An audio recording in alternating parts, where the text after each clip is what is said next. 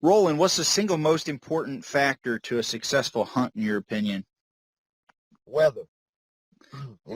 Without any type of weather, wind, sun, clouds, can make for a good hunt or a not so good hunt. So I think weather is an important factor for a successful hunt.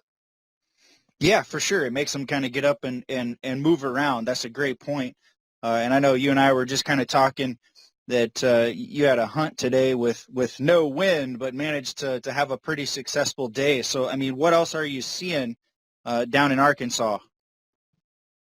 um, there's a good bit of ducks around today. It's fine. Our second split open today, so a lot of ducks were moved around that has been sitting, on fields or on reservoirs. So it was a pretty good day today, despite the lack of no wind.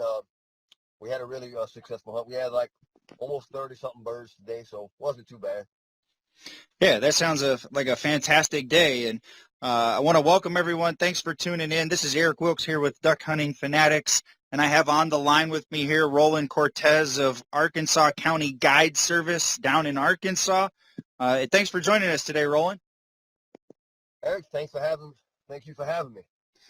That's awesome, and I know today it was a little bit of a rough day. I mean, you only had 30 birds, no big deal. I mean, I'd call that a win on a bad day, a good day, you name it. That's a pretty solid day right there.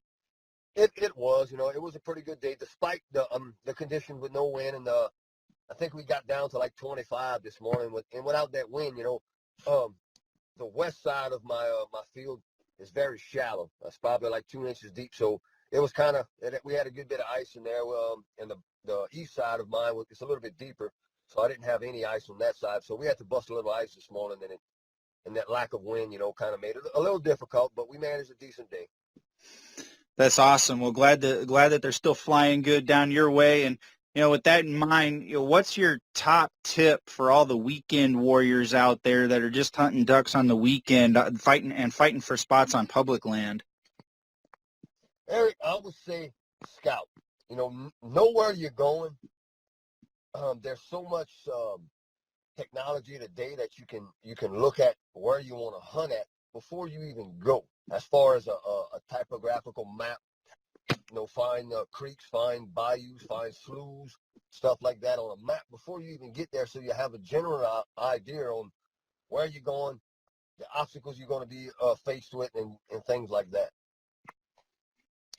Great advice. And speaking of that, with that in mind, what's your best public land, or what's the best area that you could get public access to in your neck of the woods? There's a couple big there's some wildlife management areas here, then there's some national wildlife areas here that are open to the public. By meter, you can only hunt, a non-resident can only hunt 30 days in it, so there's certain dates set for that. But on the White River, you can hunt it anytime you want. Okay. And I know most guys, when they're heading to the blind and leaving the house, they're going to say that, the duck call is the number one tool that you can't leave without. But what's your number two piece of gear that you won't leave the house without on your way to the duck blind? Man, I would say proper clothing.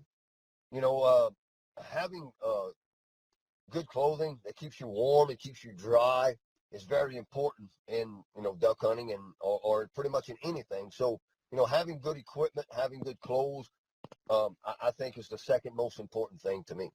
Okay. Do you have a favorite brand or style that you prefer that you would recommend to anybody that'd be listening? When it comes to a type of camouflage, I prefer natural gear because I find it blends in with any type of terrain that I hunt. Whether it be trees, whether it be cane or roseaux or any type of stuff like that. I just find natural gear blends in with everything. Yeah, they're believe it or not, they're one of my favorites as well. When I go out west, I know I wore it a lot out either hunting elk or even mule deer or coyote or in your case ducks. It's just one of them great great patterns that definitely blends in very, very well, regardless of the terrain. And so it's a multifaceted pattern for sure. So that's a great point. It's one of my favorites as well. What's the favorite duck species you've either harvested or would like to harvest? Eric, when I think about, duck species, my two favorite ducks to hunt are pintails and widgeon. I just love the way they work, and they have that saber jet looking shape when they're up in the air and coming down into your spread. Them bull sprigs will rock their heads back, and they'll put their wings real close to their body, and they'll kind of like parachute down or sail down into a spread, and they work the calls pretty good in open water and fields and open bays and stuff. Awesome. Thanks for sharing. That's fantastic. Now, anything else that you'd want to add that you think might be important for people as we move through kind of the mid season? Yeah, I would definitely tidy up your duck blinds. Make sure that you hidden, within your surroundings. Make sure your blinds are brushed good. Make sure your decoys are in good shape. Because we're in mid-season. These ducks have kind of seen a lot already. So I think proper blinds and decoy placements and stuff like that makes a big difference right now. And it's only going to get harder as the season progresses. For sure, especially as they get more and more educated and go through the gauntlet, and especially down in your area, they've already kind of gone through a gauntlet, heading south and heading toward you. So, and like I said, we're up on the farm that I hunt. We're on a strict, a